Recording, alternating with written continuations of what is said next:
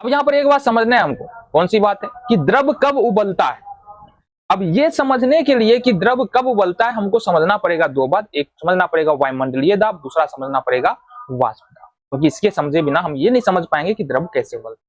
अब दोनों ही बातों को समझते हैं कि वाष्प दाब क्या होता है और वायुमंडलीय दाब क्या होता है। तो हमको पता क्या है, हमको पता क्या है, हमारे आसपास में पृथ्वी के ऊपर, पृथ्वी की सतह के ऊपर वायु के द्वारा एक बल लगाया जाता है। मतलब हम यहाँ पर खड़े हैं तो वायु क्या कर रहा है, हमारे ऊपर एक बल लगा रहा है, हमारे शरीर के हर एक भाग पर बल लगा रहा है, जो वायु के कांटेक्ट में है या कांटेक्ट में नहीं भी है तो सब पर बल लगा रहा है। ये पेन है, पेन पे भी बल लगा रहा है। तो वायु के द्वारा हर पृथ्वी की सतह पर हर एक वस्तु पर बल लगाया जा रहा है, जिसको हम लोग वायुमंडलीय दाब कहते हैं, या वायु के दाब को वायुमंडलीय दाब कहते हैं।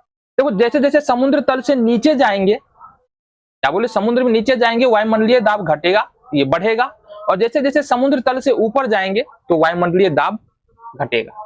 नीचे जाने पे, समुद्र तल में जाने पे वायुमंडलीय दाब बढ़ता है, ऊपर जाने पे, पर्वतों पे जाने पे वायुमंडलीय दाब यहाँ पर घटता है। इतनी बातें क्लियर है। तो इतनी बातें क्लियर हो जाने के बाद ये तो वायुमंडलीय दाब समझ में आ गया। अब हमको समझना है वाष्प दाब। वाष्प दाब को समझेंगे तभी अपना काम यहाँ पर बनेगा।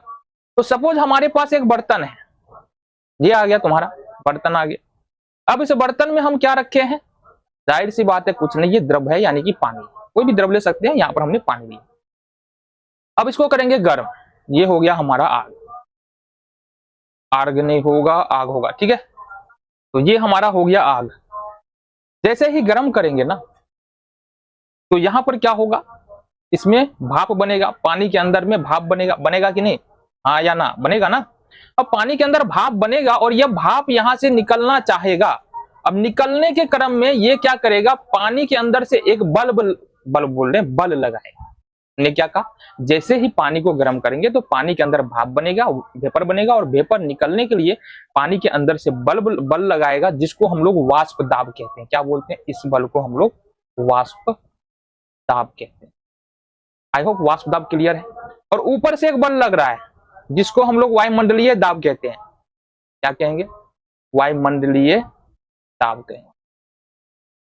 तो अब द्रव तभी उबलता है जब, यहां पर समझो बात को, जब वायुमंडलीय दाब कम पड़ जाता है और वाष्प दाब ज्यादा हो जाता है।